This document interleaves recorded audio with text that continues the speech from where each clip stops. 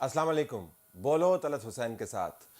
वज़ीर-ए-आज़म पाकिस्तान इमरान खान चौधरी बरादरान के पास पहुंच गए, दरख्वास्त की कि मेरा साथ ना छोड़ना। दूसरी तरफ पीपल्स पार्टी का कहना है कि इस हुकूमत के दिन गिने जा चुके हैं, इसके बाद तो दमादम मस्कल अंदर होगा। पीपल्स पार्टी अपने लॉन्ग मार्च के साथ क्या अचीव करना चाहती है, जिसके खिलाफ वज़ीर-ए-आज़म पाकिस्तान बंद बांधने के लिए चौधरी बरादरान के पास पहुंच गए हैं। सेनेटर परवेश खान साहब हमें ज्वाइन करेंगी पाकिस्तान पीपल्स पार्टी की तरफ से। हम आपको ये भी बताएंगे कि इज़्ज़तें उछालने का मामला कितना अहम है। वज़ीर-ए-आज़म ने कल कौम से खिताब में कहा कि सहाफ़ी इज़्ज़तें उछालते हैं। सहाफ़ी कहते हैं कि इज़्ज़तें उछालने का जो काम है वो किसी और तरफ से होता है और उनकी इज़्ज़तें उछाली जाती हैं। तो हम अफजल भट्ट साहब से पूछेंगे, जो साबिक सदर हैं नेशनल प्रेस क्लब इस्लामाबाद के, और आसमा शिराजी साहिबा, सीनियर सहाफ़ी, जिनके बारे में पीटीआई के एक नुमाइंदे ने कहा कि ये पैसे लेकर प्रोग्राम करती हैं, जिसके ऊपर बड़ी बहस चल निकली। तो हम देखेंगे कि इज़्ज़तें कौन उछालता है। कल प्राइम मिनिस्टर साहब ने यह भी बात की कि अवाम को हमने बहुत बड़ा रिलीफ पैकेज दिया। जो एक्सपर्ट्स हैं उनकी राय ज़रा मुख्तलिफ है। वो कहते हैं कि अवाम की एक जेब में पैसे ज़्यादा डालने से मुराद ये नहीं है कि दूसरी जेब से पैसे निकाले नहीं जा रहे, इधर से पैसे निकाल रहे हैं, उधर से पैसे डाल रहे हैं। अवाम ही का पैसा है और इसके अंदर अदाद शुमार का हेर फेर है। खलीक कैनी साहब डॉन से और शहबाज राना साहब एक्सप्रेस ट्रिब्यून से हमें ज्वाइन करेंगे। अब हम बात करते हैं सेनेटर परवेश खान से। सेनेटर साहबा, बहुत शुक्रिया आपने हमें ज्वाइन किया। वज़ीर-ए-आज़म साहब चौधरी बरादरान के पास पहुंच गए। चौधरी बरादरान जो है उनके पास क्रूशल नंबर्स हैं। वो अदम एतमाद की तहरीक को कामयाब बनवाने के लिए बड़ा कलीदी किरदार अदा कर सकते हैं। आसिफ अली जरदारी साहब की मीटिंग हो चुकी है, शहबाज शरीफ साहब की मीटिंग हो चुकी है, फजल रहमान साहब की मीटिंग हो चुकी है। तो लगता नहीं है कि चौधरी बरादरान आपकी अदम एतमाद तहरीक का हिस्सा बनेंगे। तो पहले तो ज़रा इसकी असेसमेंट दीजिएगा, आपके ख्याल में आज की जो मूव है इमरान खान साहब की, वो कितनी सिग्निफिकेंट? देखिए, ये एक बड़ी सिग्निफिकेंट मूव इसलिए है कि कल शाम से आपने देखा जो अनसस्टेनेबल, जो एक नामुमकिन किस्म के इकदामात ये इन्होंने ऐलान किया, वो तमाम चीजें और आज की मुलाकात जो है वो घबराहट का नतीजा है। तो लिहाजा वो कहते हैं ना, कुफर टूटा खुदा खुदा करके। तो ये जो चंद दिन पहले आपने देखा 12 रुपए पेट्रोल बढ़ाया और फिर उसमें से कल जो है 10 रुपए घटाया, 2 रुपए फिर भी इनकी जेब में ही है, और कल 5 रुपए बिजली गिराई और आज फिर जो है वो बढ़ी। तो लिहाजा ये तमाम चीजें वो हैं कि जो आवाम को एक बेवकूफ बनाने के लिए और प्रेशर को अपने ऊपर से कम करने, इस वक्त हुकूमत और हुकूमत के इत्तेहादी भी सख्त प्रेशर में हैं, क्योंकि जो जालिमाना इकदामात ये हुकूमत कर रही है उसके साथ कोई सियासी आदमी खड़ा नहीं हो सकता, चाहे वो मुस्लिम लीग काफी क्यों ना हो। आज वजीर आजम को पैदल चलकर खुद चलकर जाना पड़ा उनके घर तक। तो ये किस बात की हमाजी करता है। और कल जो इकदामात किए, आप देखिए कि जो पाकिस्तान पीपल्स पार्टी की लॉन्ग मार्च है, जो आपने इंट्रो में भी कहा, वो सिंध में बहुत बड़े बड़े जो हैं क्राउड्स निकल रहे हैं, अवाम का जम्मे गफीर है जो साथ निकला हुआ है और ये देख रहे हैं। और जैसे कल इंशाल्लाह पंजाब में दाखिल होंगे, तो पंजाब में भी वही लोग रहते हैं और ऐसे ही लोग रहते हैं जो भूख, बेरोजगारी और इनके जुल्म से जो है वो पिस गए हैं। सेनेटर लिहाजा साहब, इस जो जो वक्त इनकी ताकत की बौखलाहट है। जी बिल्कुल, जो ताकत की बिसात है उसके ऊपर हर सूबे का एक अपना रोल है। पीपल्स पार्टी की बेस जो है वो सिंध है, नेशनल पार्टी है लेकिन बेस उसकी सिंध है।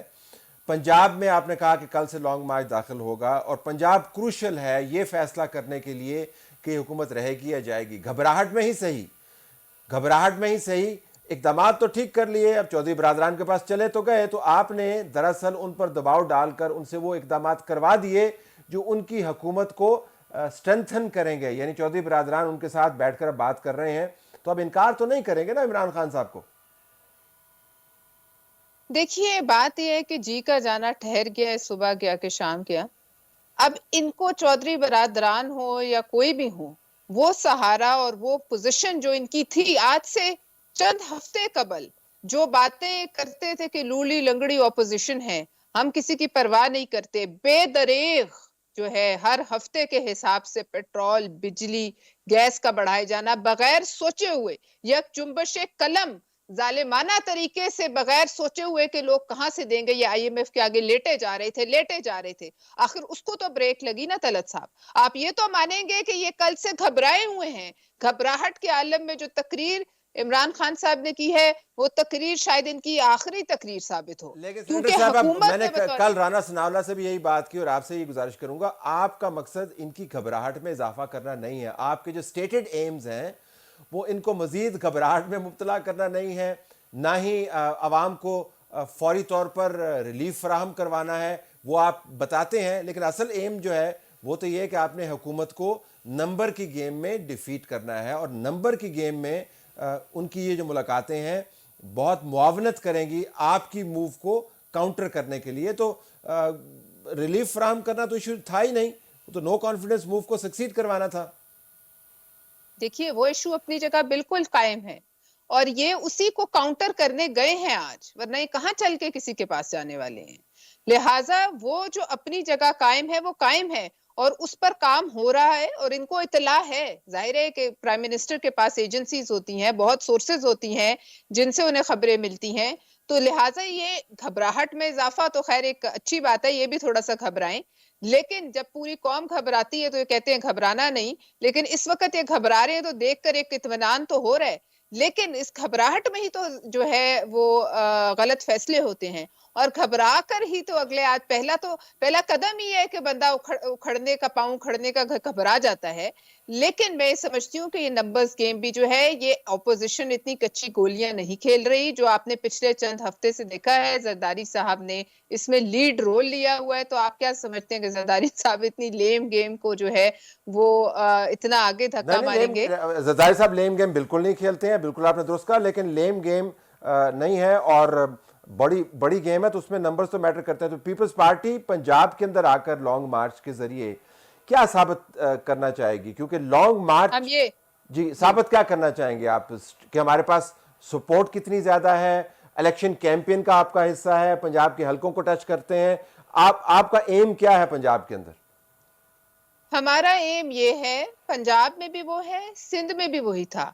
हमारा एम ये है कि इस जो हमने 38 एक डिमांड्स ही पेश की है, बहरहाल मुख्तसरन हमारा एम ये है कि इस हुकूमत को ये बावर कराना कि अब इसको इस पाकिस्तान में कोई शख्स सपोर्ट करने को तैयार नहीं, और अवाम इनके खिलाफ अब सड़क पे आकर अपना रेफरेंडम दे रही है।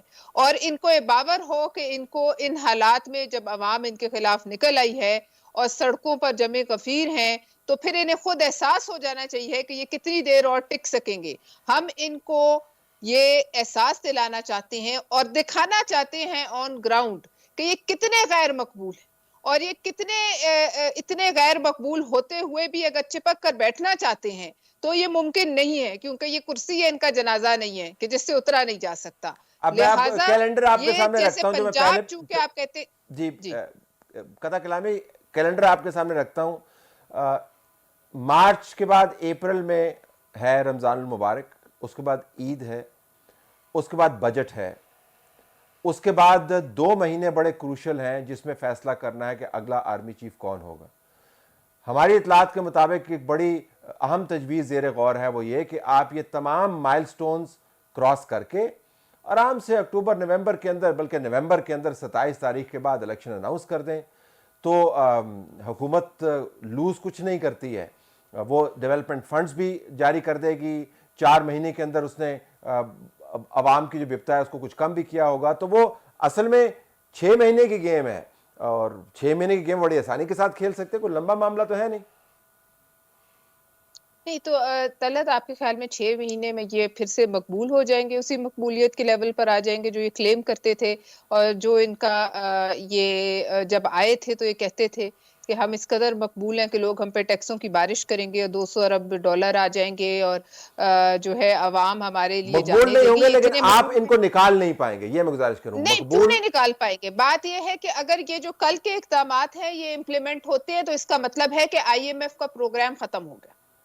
तो इसका ये मतलब है कि इन्होंने जो कहा है अगले बजट तक हम कुछ नहीं बढ़ाएंगे, तो फिर इसका ये मतलब है कि जो सितंबर में हम जा रहे हैं आईएमएफ के पास पैसा मांगने, वो खत्म हो गया। हेडेक ही नहीं होगा परवेश साहब, इनका हेडेक ही नहीं होगा। आपको पता पावर गेम कैसी होती है, वो अगली हुकूमतों का हेडेक है। इस साल में उन्होंने ये बजट गुजरवाना है और IMF के पास किसने किसी ना जाना नहीं किसी जाना, का तो वो अगली हुकूमत हेडेक आएगी। होगा ना हाँ जी, तलत साहब, अगर इनका हेडेक नहीं होगा तो किसी और का तो हेडेक है ना। ये सिर्फ ये तो नहीं है पावर गेम के स्टेक होल्डर्स, इनसे बड़े बड़े भी लोग हैं। तो अगर इनका हेडेक नहीं है तो ये ऐसे अपना पल्ला झाड़ के नहीं जा सकते, किसी और का हेडेक भी है तो उनको भी देखना है, इनके ऊपर भी तो कोई है ना, तो लिहाजा उनको वो देख लेंगे। ये इस तरीके से ये नहीं है कि अपने सर से बला झाड़ के बंदर की टोपी जो है तवेले को पहनाकर जो है ये निकलते बने, या वो जो फकीर था जो हर बात पे कहता था हलवा पका दो और बादशाह बन गया, जो किले के किनारे दीवारें आई दुश्मनों की, तो जब उसे बताया गया उसने कहा एक दफा फिर हलवा पका दो मैं निकल जाऊं। ये ऐसा नहीं होने वाला, उसने कहा उनको ये भी इस खिलाओ और तरीके मुझे से भी नहीं खिलाओ और भाग, खुद निकल जाओ। तो यही बात है, लेकिन ये नहीं होने तो वाला। आपका ख्याल है लिहाजा निकलने नहीं तैयार। लगे, निकलने नहीं लगे आपके ख्याल में? अगरचे आज जो वजीर आजम का दौरा है उससे लगता है कि चौधरी बिरादरान का मूड कुछ और है। Thank you very much for joining us.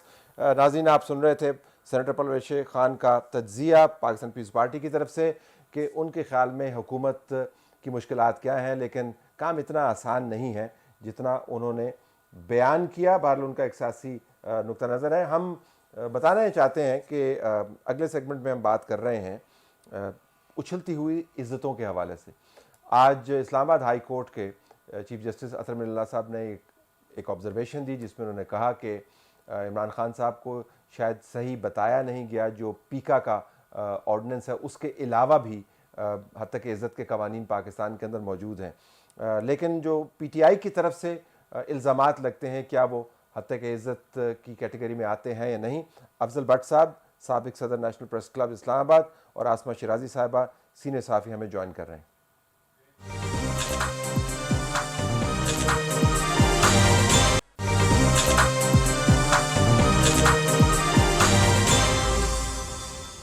बोलो तलत हुसैन के साथ अफजल भट्ट साहब, आसमा शिराजी, आप दोनों का बहुत बहुत शुक्रिया। आसमा, मैं आपसे स्टार्ट करता हूँ। इमरान खान साहब का कहना है कि सहाफ़ी जो हैं वो पैसे लेकर, आपने कल सुना होगा, वो लिखते हैं और गंद उछालते हैं।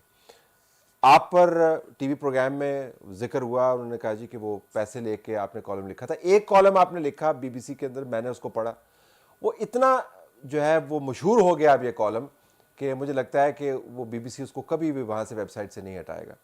ये आपके ऊपर कॉलम में क्या आपने ऐसा लिख दिया, या इसके पीछे कुछ और मामला है कि हर मरतबा जब तनकीद होती है तो कहा जाता है कि इज्जत उछाली जा रही है?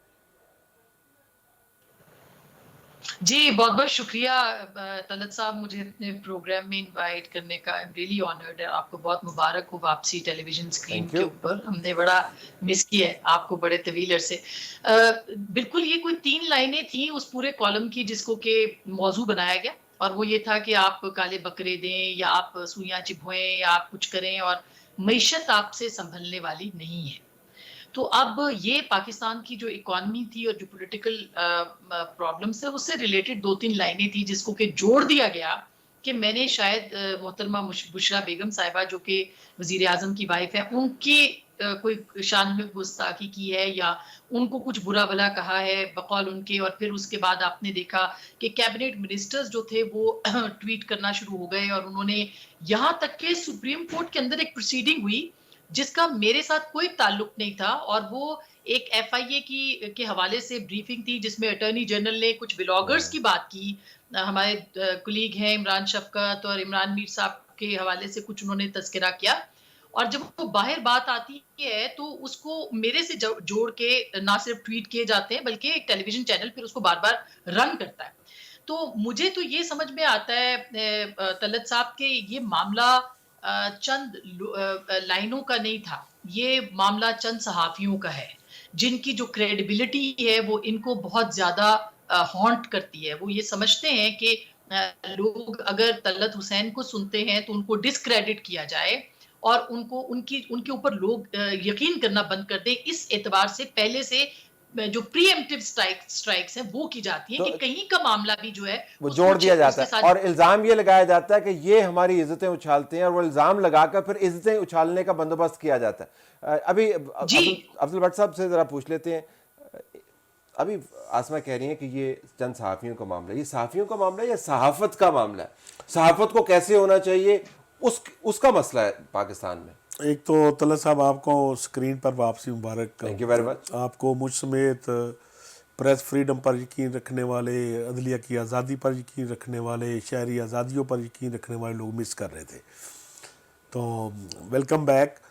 दूसरी बात तलत साहब, आपने जो बात की, बेसिकली ये जर्नलिज्म से प्रॉब्लम है इस गवर्नमेंट को, कि आपने तारीख के अच्छे अबूर भी आपने देखा होगा कि जो जर्नलिस्ट ऑर्गेनाइजेशन है उनसे हमेशा हुक्मरानों का जो है वो रवैया ठीक नहीं रहा। लेकिन 77 के बाद जब जनरल ज़िया उल हक साहब आए तो उन्होंने पहली दफ़ा PFJ को ब्रेक किया, ठीक, एक फैक्शन अपनी मर्जी का बनाया और बहुत अरसा तक 2 PFJ चलती रही पैरेलल।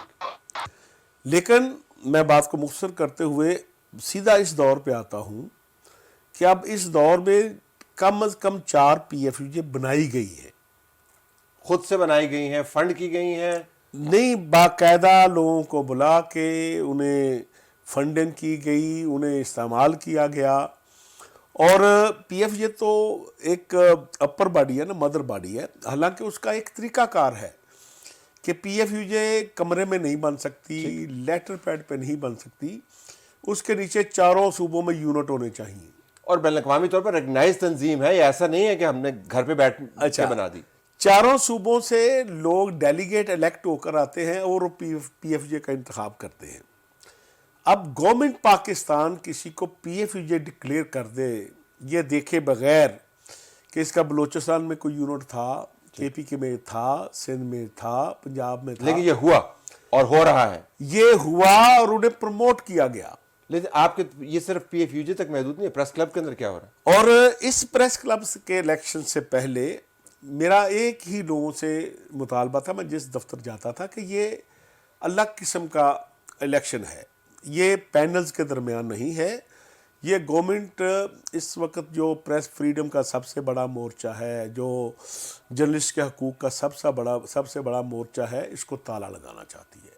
ठीक, और जो कुछ इस इलेक्शन में हुआ, प्रेस क्लब के इलेक्शन में, कभी इससे पहले नहीं हुआ। हमने यानी ये जब हम परवेज़ मुशर्रफ के साथ के खिलाफ एजिटेशन कर रहे थे तब भी ये नहीं हुआ, ये कभी नहीं हुआ। और अब इस्लामाबाद का हर वो जर्नलिस्ट जो थोड़ा सा हालात में नज़र रखता है, वो हमारे मुखालफ भी थे, अब वो कहते हैं जो हालात बन गए हैं कि आप ठीक कहते थे। तो इसलिए ये सहाफ़त का मसला वापस जाए आसमा शिराजी साहबा, तो ये जब वज़ीर आज़म बैठ के कौम के सामने ये कहते हैं कि सहाफ़ी पैसे लेकर गलाज़त उछालते हैं और उसके बाद ये नहीं ज़हमत करते कि फॉलो अप करें और बताएं कि जी मेरे पास ये सबूत मौजूद है। कल वो अपोजिशन की बात कर रहे थे कि अपोजिशन के दौर में इन्फ्लेशन कितनी थी, कर्जे कितने थे, एदाद शुमार के साथ बात कर रहे थे, लेकिन जब सहाफ़ियों के ऊपर बात की तो एक जुमला बोला, यानी लोगों के जहन में ये तासुर छोड़ दिया कि पता नहीं कितने सहाफ़ी हैं और कौन कौन सा सहाफ़ी है, कहाँ से पैसे लेते हैं। तो ये इससे ज़्यादा हद तक और क्या होगी सहाफ़ियों की? जी बिल्कुल, देखिए वज़ीर आज़म ने तो कह दिया कि ये पैसे लेके काम करते हैं और 70% हम पे तनकीद करते हैं, मगर ये हुकूमत है, ये कैसे भूल जाते हैं कि ये इस वक्त अपोजिशन में नहीं है, कि तमाम एजेंसियां इनके मातहत हैं, पाकिस्तान के तमाम इदारे इनके साथ एक सफ़े पे हैं। इन्होंने हर सहाफ़ी की इन्वेस्टिगेशन तकरीबन हर एक की कर रखी है और उसके बाद भी जब इनके पास कुछ नहीं आया, तो ये इनके हाथ कुछ नहीं आया, तो ये सिर्फ इल्ज़ाम और बहतान के ऊपर उतर आए। सबसे ज़्यादा फेक न्यूज़ ये हुकूमत चलाती है, सबसे ज़्यादा फेक न्यूज़ इनके जो वज़रा हैं वो फैलाते हैं, इनके मुशीर फैलाते हैं, इनके मुआविनीन खुसूसी फैलाते हैं। सबसे ज़्यादा गालम गलोच जो है वो किस मीडिया सेल से होती है? हमने तो खवातीन जर्नलिस्टों ने 2020 अगस्त के अंदर जो है वो एक ऑनलाइन पिटीशन जो है वो की थी। खवातीन सहाफ़ियों को हरासा किया जाता है, किस तरह से उनके ऊपर हमले किए जाते हैं, किस तरह से उनको डराया और धमकाया जाता है, और सिर्फ खवातीन की नहीं, इवन बहुत सारे हमारे जो कोलीग्स हैं उनको भी। लेकिन हमने तो on the record online petition जो थी ये दुनिया भर में पढ़ी गई, देखी गई, सुनी गई। उसके ऊपर वज़ीर आज़म ने क्या कहा, और फिर वो कहते हैं कि FIA के पास 95,000 केसेस हैं। आप बताइए कि FI, और फिर वो कहते हैं इंसाफ नहीं मिलता, उनके अपने खिलाफ जो मुकदमात है। आप ये बताएं FI किसके अंडर है? क्या वो हुकूमत पाकिस्तान के अंडर नहीं है? क्या वो वजारत दाखिला के अंडर नहीं है? एक और दिलचस्प जाविया जो है मैं आपके सामने रखना चाहूंगा, लेकिन भट्ट साहब से पहले पूछते हुए वो रिपीट करना है। ایک بات کو, اس معاملے کو اتنا ریپیٹ کریں. ابھی آسما سے بات ہو رہی تھی پروگرام شروع ہونے سے پہلے کہ یہ ریپیٹیشن ہے, کمال ہے. آپ نے پریس کلب سے احتجاج کیے, راولپنڈی پریس کلب سے ہوا, اسلام آباد پریس کلب سے ہوا, پی ایف یو جو ابھی بھی احتجاجی کیفیت کے اندر ہیں آپ نے پکوڑے تلنے شروع کر دیے, آپ نے مختلف طریقوں سے لوگوں کو باور کروایا کہ ملک کے اندر حالات کیا ہیں صحافیوں کے. کان پر جوں تک نہیں رہیں گی. وہی بات جو 3 سال پہلے کر رہے تھے, 3.5 سال کے بعد دوبارہ وہی باتیں دہرا رہے ہیں قوم کے سامنے. یہ کوئی میتھڈ ہے یا آپ اس کو کس طرح اسیس کرتے ہیں؟ طلعت صاحب یہ 3 سال کی بات نہیں ہے.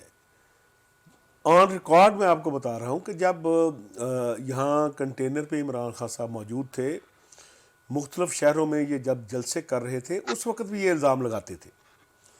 اور جب انہوں نے 2 جلسوں میں اسی طرح کا الزام لگایا کہ جرنلسٹ پیسے لے کر حکومت سے جو ہے وہ پی ٹی آئی کے خلاف خبریں دے رہے ہیں, تو اس وقت میں پی ایف جے کا پریزیڈنٹ تھا. ہم نے کال دی کہ یا وضاحت کرے یا ہم بنی گالا میں آپ کے گھر کے باہر احتجاج کریں گے. ایک مرتبہ یہ ہوا, نعیم الحق صاحب زندہ تھے, انہوں نے ہمیں بلایا, عمران خان صاحب سے بات کرائی. میں نے کہا خان صاحب آپ پورے اکراس دا بورڈ کہہ دیتے ہیں کہ جرنلسٹوں نے پیسے لیے ہیں, آپ بتا دیں فلاں جرنلسٹ نے پیسے لیے ہیں, ہمیں اس کا حق جس پر آپ الزام لگائیں گے وہ اپنا کیس پلیٹ کرے گا. نیچر کی ہوگا نا الزام, بندہ ہوگا کوئی آپ کو منی ٹریل ہوگا, کوئی اکاؤنٹس ہوں گے. پھر اسی طرح انہوں نے ایک اور جلسے میں کہا, تو پھر ہم نے کہا جی ہم آپ کے کنٹینر کے باہر احتجاج کرنے آ رہے ہیں. پھر ہمارے مذاکرات عمران خان صاحب کے ساتھ کنٹینر کے اندر ہوئے, اور انہوں نے کہا کہ آئندہ میں اسپیسیفک بات کروں گا. اب تو یہ ہے کہ آپ کے پاس گورنمنٹ ہے, آپ آج کے الزام دہرانے کی بجائے اس وقت کی انفارمیشن منسٹری کا ریکارڈ نکال لیں. اللہ کے فضل سے وہی لوگ جو اس وقت گورنمنٹ کے ساتھ بیٹھ کے اپوزیشن کے متعلق پیسے لے کر باتیں کرتے تھے, آج وہ ان کے ساتھ کھڑے ہوں گے. جن لوگوں پر یہ باتیں کر رہے ہیں ان سے پچھلی حکومت بھی ناراض تھی, ٹھیک ہے, اس سے پچھلی حکومت بھی ناراض تھی, اور یہ حکومت بھی ناراض ہے.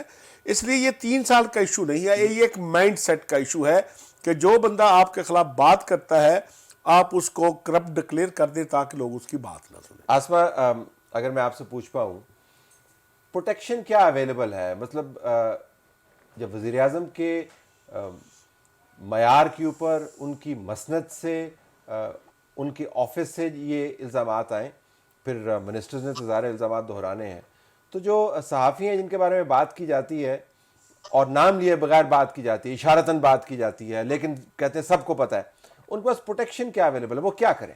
دیکھیے صحافی کبھی خبر نہیں بننا چاہتا, اور ان کو یہ بہت اچھے طریقے سے پتا ہے کہ جو پروفیشنل جرنلسٹ ہیں وہ خبر نہیں بننا چاہتے, اس لیے وہ اپنے آپ کو اس چیزوں سے الگ رکھتے ہیں کہ آپ ڈیفیمیشن میں مت جائیں آپ, اور خاص کر کے یہ جو پیکا لاز ہیں اس کو تو ہم پروٹیسٹ کر رہے ہیں, اس کے اوپر کوئی اس کو اپنا ہتھیار نہیں بنا سکتے. اگر ہم نے بنایا تو یہ جسٹیفیکیشن ہو جائے گی کہ دیکھا فلانے صحافی کو تو انصاف ملا, اس کے اول تو ملے گا نہیں. کیا یہ میری کمپلینٹ کے اوپر وزیر اعظم کے خلاف یا لیکن بریفلی ہمیں کیا صحافیوں کو کیا کرنا ہے ان حالات میں, کیا کرنا ہے بریفلی؟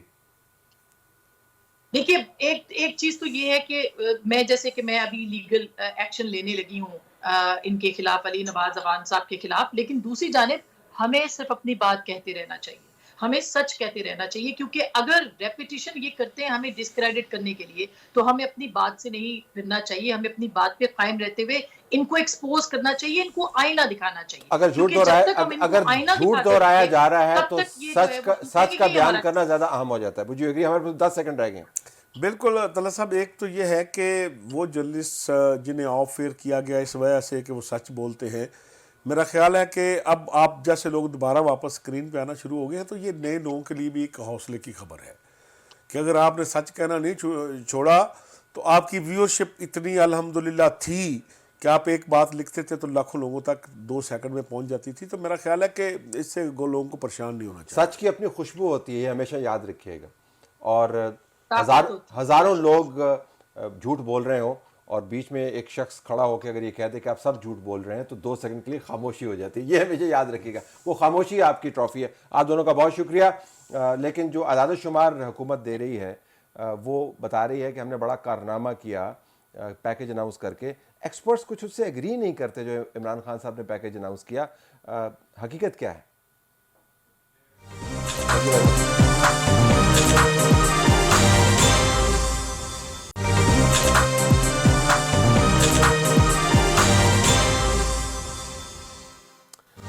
खलीक क्यानी साहब हमारे पास मौजूद और शहबाज राना। खलीक क्यानी, आपकी डॉन में उन्होंने स्टोरी पढ़ी, ज़बरदस्त स्टोरी, ट्वीट भी मैंने देखा, उस पर मैं भी आता हूँ।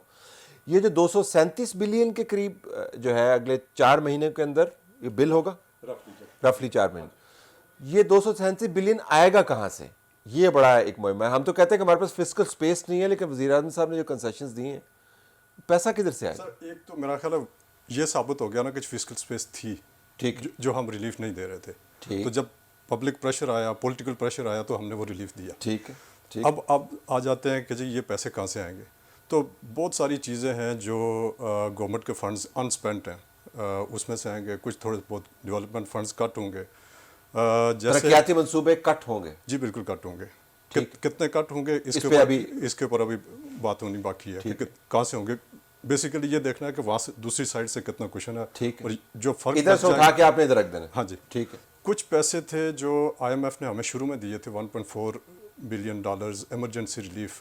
ये कोरोना वाली थी जी, कोरोना वाले। सबसे पहले जो आपने बताया, बिल्कुल पहले मेरा ख्याल 10 या 15 दिन कोरोना के फौरी बाद हफीज शेख साहब ने अनाउंस किया कि हमें 1.4 बिलियन की, उसके पैसे बचे हुए थे, इसका मतलब काफ़ी बचे हुए थे। इनफैक्ट पहले साल को 540 बिलियन यूज़ हुआ और फिर बाकी रोल हुआ अगले साल में। और उसमें से अभी भी कुछ पैसे जो बचे हुए थे, आपको याद होगा कि यूटिलिटी स्टोर्स के लिए हम कोई एलोकेशन थी 50 बिलियन के पैकेज की, वो मेरा ख्याल है कि तकरीबन 40 या 35 बिलियन रुपीज़ तो वहाँ से आउटस्टैंडिंग था, जो अनस्पेंड था। इसी तरह जो बाकी उस पैकेज में से कुछ पैसे थे वो बाकी थे।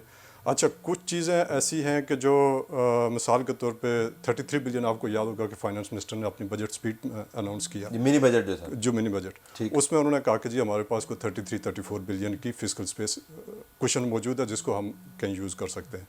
अच्छा, इसके साथ फिर ये भी है कि जी जो GDP का साइज़ इंक्रीज़ हुआ, उसकी वजह से हमारे ऊपर वो जो फिस्कल डेफिसिट वाला प्रेशर था ना, वो भी नहीं रहा, कि वो लिमिट ऑटोमेटिकली इंक्रीज़ हो गई जब आप एब्सोल्यूट टर्म्स में देखें। तो ये सारी मिला के तकरीबन ये कोई 237 बिलियन 250 बिलियन, रात को बल्कि मैं कहीं सुन रहा था फाइनेंस मिनिस्टर ने कहा कि ये शायद 300 बिलियन तक जा सकता है। वो उस सूरत में जाएगा जब प्राइसेस जो है वो ऑयल प्राइसेस इंटरनेशनली बढ़ती जाए और उसका इम्पैक्ट आता जाए। शहबाज, IMF हमें बहुत सारी चीज़ों पर मजबूर करता है और कर रहा है। अब ये जितना फिस्कल स्पेस जिसकी बात कर रहे हैं, आपने फंड यहाँ से उठाना वहाँ पर लगाना है, और सब्सिडी भी आपने हैवी देनी है, आपने कैप कर दिया है 4 महीने के लिए, ये IMF के प्रोग्राम के ऊपर क्या असर अंदाज होगा या नहीं होगा? प्रोग्राम मेरे ख्याल में सीरियसली जेपरडाइज हो सकता है। ये जितने भी इन्होंने रिलीफ मेजर्स दिए हैं, उसकी 2-3 बड़ी वजूहात है। अगर अभी IMF की जो स्टाफ लेवल की रिपोर्ट आई है, वो रिपोर्ट काफ़ी हाश थी। उसमें उन्होंने पहले ही कहा था कि जो जून 2021 का बजट था, उसकी वजह से जो IMF के अपने प्रोग्राम के अहदाफ है वो शायद अब हासिल ना हो, और उस चीज़ को करेक्ट करवाने के लिए हमारे ऊपर 360 अरब रुपए का मिनी बजट डाला गया था, ताकि हमने जो फिस्कल पॉलिसी को लूज़ किया था उसको हम दोबारा टाइट कर रहे हो, अपने जो अहदाफ है बजट के वो हासिल कर सकें। तो ये जो हुकूमत ने इकदाम किए हैं, पेट्रोलियम प्रोडक्ट्स के ऊपर जो टैक्सेस को इन्होंने आलमोस्ट वर्चुअली ज़ीरो कर दिया है। अभी भी कस्टम ड्यूटी 10% है POL प्रोडक्ट्स के ऊपर। क्रूड ऑयल की इंपोर्ट के ऊपर भी 17% GST है, वो तो अभी है। दैट मीन्स कि हम सब्सिडी अभी हुकूमत अभी भी कोई नहीं दे रही। दूसरा इसका जो सीरियस इम्पैक्ट आएगा ना, वो जो प्राइम मिनिस्टर इमरान खान साहब ने टैक्स एमनेस्टी अनाउंस की है। अब एक कंटिन्यूस परफॉर्मेंस क्राइटेरिया है IMF के प्रोग्राम का कि during the currency of the IMF programme आप कोई नई टैक्स एमनेस्टी स्कीम नहीं दे सकते। आप किस टैक्स एमनेस्टी स्कीम की बात करें, जरा वजाहत हो जाए ना। कल के ये आज जो प्राइम मिनिस्टर साहब ने भी लाहौर में अनाउंस किया और मेरी आज खबर भी छपी हुई एक्सप्रेस ट्रिब्यून में, ये इंडस्ट्रियलिस्ट को इन्होंने एक एसेट वाइटनिंग स्कीम इंट्रोड्यूस करवाई है कि अगर वो 5 करोड़ रुपए तक की सरमायाकारी करते हैं तो जो उनका अनडिस्क्लोज्ड हिडन एसेट है, ब्लैक मनी भी हो सकती है, डर्टी मनी भी हो सकती है, अगर वो मैन्युफैक्चरिंग सेक्टर में लगाएंगे तो 5% क्या आप टैक्स पे करके अपने उस एसेट को वाइट कर सकते हैं। याद रहे कि इस वक्त जो कॉर्पोरेट सेक्टर का इनकम टैक्स रेट है वो 29% है, और अगर आपने कोई असासा छुपाया हुआ हो तो उसके ऊपर 100% पेनल्टी बनती है। तो 29% इन्होंने पेनल्टी माफ़ कर दी, 24% टैक्स रेट माफ़ कर दिया। तो ये तीसरी बड़ी टैक्स एमनेस्टी स्कीम वज़ीर-ए-आज़म इमरान खान साहब ने दी है। ये वो चीज़ है जो IMF लाइक नहीं करेगा। और जो मेरे ज़राए बता रहे हैं कि IMF को कल सुबह उनको एक इंटीमेट किया गया था कि हम ये काम करने जा रहे हैं। अभी तक IMF ने इसकी कॉन्सेंट नहीं दी थी। IMF के लोगों की طرف سے یہ کہا گیا تھا کہ we will get back to you on this. تو یہ ایک بہت بڑی چیز وزیر اعظم صاحب نے کی ہے. مور دین دی ریونیو اور جو ایکسپینڈیچر سائڈ پہ انہوں نے فسکل پالیسی کو لوز کیا ہے وہ تو اپنی جگہ پہ ہے, اس کے نقصانات اس چیز کو جو ہے یہ زیادہ ڈیمیج کرے گی. اس کے علاوہ جو سکھ انڈسٹریل یونٹس ہیں اس کے اوپر بھی انہوں نے ٹیکس کریڈٹ دے دیا. ٹیکس لاسز جو بھی ہوگا, اگر کوئی صنعت جو ہے وہ نقصان میں جا رہی ہے اور کوئی سرمایہ کار اس کو ٹیک اوور کر لیتا ہے تو اگلے 3 سال تک اس کے جو نقصانات کے اگینسٹ اپنا جو ٹیکس کا جو اس کو دینا پڑے گا اس کو وہ ایڈجسٹ کر سکتا ہے. تو ابھی تو آئی ایم ایف نے ہم سے فروری 2021 میں اور پھر ابھی جو پچھلے ماہ انہوں نے ہم سے وہ اس طرح کے ٹیکس کریڈٹس انہوں نے واپس کروائے, ہم نے پھر دے دیے ہیں. یہ ایک اور ڈیمیج ہوگا. تو اس طرح کے اقدامات سے اور جو ہم نے اس پہ پبلک پالیسی پوسچر دیا ہے ایم ایف کو, وہ اس چیز کو میرا خیال اتنی آسانی سے ابزارب نہیں کر پائے گا. اور وزیر خزانہ شوکت ترین صاحب کی جو ہے ایفرٹس ان کو زیادہ کرنی پڑیں گی کیونکہ ٹینٹیٹیولی آئی ایم ایف کا جو 7واں ریویو ہے وہ اسی مہینے اسکیجول ہے. ہارڈ سیل ہوگی, ہارڈ سیل ہوگا اس مرتبہ, کیونکہ آئی ایم ایف کو بھی پتا ہے کہ آپ یہ کیوں کر رہے ہیں, ہمیں بھی پتا ہے کہ یہ کیوں کر رہے ہیں, حکومت کو بھی پتا ہے یہ کیوں کر رہے ہیں, اور اس کا تعلق جو ہے بنیادی طور پر اپنے آپ کو سٹیبل رکھنا ہے اور اگلے الیکشن کی تیاری کرنی ہے. خلیق کیانی صاحب کے پاس واپس آتا ہوں. پیٹرولیم مصنوعات کی قیمتوں پر سبسڈی دینے سے بڑا جھوٹ فی الحال کوئی نہیں ہے. خلیق کیانی ٹویٹ, یہ آپ کیوں کہہ رہے ہیں؟ سر دیکھیں, جیسے شہباز نے بھی ذکر کیا کہ ابھی بھی چیزوں کے اوپر, یعنی یہ ایسے ہی ہے کہ آپ مجھ سے 100 روپیہ ٹیکس چارج کر رہے ہیں اور اس میں سے 10 روپے کم کر کے آپ کہیں کہ جی میں نے آپ کو سبسڈی دے دی. یہ سبسڈی نہیں ہے. سبسڈی وہ ہوگی کہ آپ مجھ سے ٹیکس نہ لیں اور اپنی طرف سے کوئی پیسے, جو بادشاہوں کے زمانے میں ہوتا تھا کہ جی آپ اپنی طرف سے اپنے خزانے سے نکال کے کچھ پیسے دے دیں. یہ تو کسٹم ڈیوٹی بھی 10% دونوں پروڈکٹس کے اوپر ہے, 17% جی ایس ٹی بھی جو کروڈ امپورٹ ہے اس کے اوپر ہے. تو یعنی آج کی ڈیٹ تک یہ تقریباً 400 ارب روپے ان چاروں پروڈکٹس پیٹرولیم پروڈکٹس کے اوپر وصول کر چکے ہیں اس سال. یاد رہے کہ پچھلے سال بھی اس سے کوئی تھوڑا سا ہی زیادہ تھا, میرا خیال ہے کوئی 400-450 کے لگ بھگ تھا, کوئی 50-60 بلین کا فرق ہے. تو جب ٹیکس آپ مجھ سے لے رہے ہیں, مجھ سے ٹیکس لے کے آپ مجھے ہی سبسڈی دے رہے ہیں, مجھے یہ خیرات تو کا لفظ بالکل پسند نہیں ہے. لیکن وہ حکومت کہتی ہے جی ہمارے پاس اپنے پیسے تو نہیں ہیں, حکومت کے پاس اپنے پیسے تو نہیں ہوتے, وہ آپ ہی کے پیسے ہیں. تو پھر وہ سبسڈی نہ کہہ رہے ہیں, کوئی اور لفظ استعمال کریں, سبسڈی نہ کہ اس کو اور لفظ استعمال کریں. ذرا شہباز اس کے اوپر واپس آئیے گا. آئی ایم ایف کے پروگرام کی اہمیت اس وقت تک ہے جب تک آپ نے 2-3 بجٹ نہیں بنانے ہوتے. کم از کم ہم نے حکومتوں کا رویہ ہی دیکھا. اب ایک میری جو خبر یہ ہے کہ یہ بنیادی طور پر 4 مہینے ہیں, اس کے بعد بجٹ اناؤنس کرنا ہے اور ہو سکتا ہے ارلی الیکشنز کال کر لیں. تو آئی ایم ایف اگر غصے میں ہے تو غصے میں رہیں, آپ نے 4-6 مہینے گزارنے ہیں تو گزر جائیں گے, اور باقی آئی ایم ایف کا غصہ جائے نہیں اور اگلی حکومت جانے. دیکھیں, ایک تو خیر آن اے لائٹر نوٹ ابھی جو آپ بات کر رہے تھے اس کے لیے مناسب لفظ کیا ہے, وہ ہے نفع میں نقصان. تو نفع میں نقصان ہو رہا ہے, سبسڈی نہیں آ رہی. دوسرا جو پوائنٹ آپ کا ہے, دس از ویری ریلیونٹ پوائنٹ, لیکن سوال یہ ہے جو پی ٹی آئی کی حکومت کا پی ایم ایل این کے اوپر الزام تھا اقتدار میں آنے کے بعد کہ انہوں نے لینڈ مائنز بچھا دی اکانومی کے اوپر اور تباہ کر دیا اور ہم اس کو 3 سال تک سنبھال ہی نہیں سکے. تو اگر تو وزیر اعظم عمران خان صاحب پورے اعتماد ہیں کہ وہ اگست 2023 تک پاکستان کی وزیر اعظم ہے, تو کیا وہ خودکشی حملہ کرنے جا رہے ہیں اپنے اوپر اس طرح کا وہ پیکیجز دے کے اور بغیر آئی ایم ایف کی کانسینٹ کے اوپر؟ تو اگر الیکشنز ہو رہے ہیں جو آپ بات کر رہے ہیں تو پھر جو اگلا سوال یہ ہوتا ہے کہ اس وقت پاکستان کے باوجود اس کے کہ ہم نے جتنے بھی غیر ملکی قرضے لیے ہیں, پاکستان کی تاریخ کا موسٹ ایکسپینسو ہم نے اسکوک بانڈ تقریباً 8% شرح سود پہ اٹھایا. سب سے ایکسپینسو نیا پاکستان سرٹیفکیٹ ہم 7% وہ لے رہے ہیں انٹرسٹ ریٹ پہ شارٹ ٹرم میں. پھر اسی طرح جو سعودی عرب سے ہم نے جس طریقے سے ہم نے قرضہ لیا, اس کے باوجود ہمارے جو غیر ملکی زر مبادلہ کے ذخائر ہیں گراس وہ ہے ابھی بھی $16.8 ارب. اس میں جو ڈینجرس ڈیولپمنٹ ہے کہ پچھلے 3-4 ماہ سے آن این ایوریج ماہانہ آپ کا جو کرنٹ اکاؤنٹ کا خسارہ ہے وہ $2 ارب آ رہا ہے. ابھی جو آپ کا جنوری کا نمبر آیا وہ تو بہت ہی الارمنگ تھا نا کہ $2.6 ارب. اس سپیڈ سے اگر $2 ارب سالانہ آپ کا یہ کرنٹ اکاؤنٹ خسارہ آتا رہا ہے بائی اینڈ لارج, اور آپ کی جو ریزروز ابھی $16.5 ارب کے اوپر کھڑے ہوئے ہیں, تو یہ آپ کا ایک ڈبل جیپیڈی اس طرح ہوگی. ایک سائڈ سے آپ کے غیر ملکی زر مبادلہ کے ذخائر نیچے جائیں گے, دوسری سائڈ سے آپ کا کرنٹ اکاؤنٹ خسارہ وہ جو بڑھ رہا ہے, اور پھر انٹرنیشنل فائنینشیل انسٹیٹیوشن اے ڈی بھی شاید تھوڑی بہت آپ کی مدد کر دے, ورلڈ بینک آپ کو پیسہ نہیں دے گا, آپ کو آئی ایم ایف پیسہ نہیں دے گا. آپ اگر بانڈز فلوٹ کرنے جاتے ہیں تو وہ بہت ایکسپینسو ہو گئے, پولیٹیکلی وہ حکومت کے لیے مشکل ہوگا ان کو سیل کرنا. تو آپ ایک ایسی صورتحال میں چلے جائیں گے جہاں پہ آپ کے جو غیر ملکی زر مبادلہ کے ذخائر وہ سنگل ڈیجٹ میں چلے جائیں گے. یاد رہے کہ جب پی ایم ایل این کی حکومت تھی, ہمارے جو اس وقت جو آن این ایوریج ہمارا جو منتھلی امپورٹ بل ہوتا تھا وہ کوئی $3.5 سے $4 ارب کا ہوتا تھا. آج ہمارا ایوریج جو امپورٹ بل ہو رہا ہے ماہانہ وہ 6 ارب ڈالر ہے. تو اس وقت تو ہم نے 7 ارب ڈالر سے ہم نے سروائیو کر لیا تھا. آج اگر ہم 10-12 ارب ڈالر بھی ہیں تو ہمارے لیے سروائیو کرنا مشکل ہو جائے گا. یہ اگر وزیر اعظم صاحب سمجھتے ہیں کہ وہ وزیر اعظم ہے اگست 2023 تک، تو ان کے لیے اپنے لیے خودکشی ہے یہ، اور اگر وہ واقعی جا رہے ہیں تو پھر ملک کے لیے خودکشی ہے یہ. آئدر وے مشکل صورتحال ہے. بالکل آخر میں خلیق صاحب آپ کی سوچ میں یہ بڑی دلچسپ بات ہے کہاں سے فنڈ اٹھانے ہیں، کہاں پر ڈالنے ہیں، کن پروجیکٹس کو فریز کرنا ہے.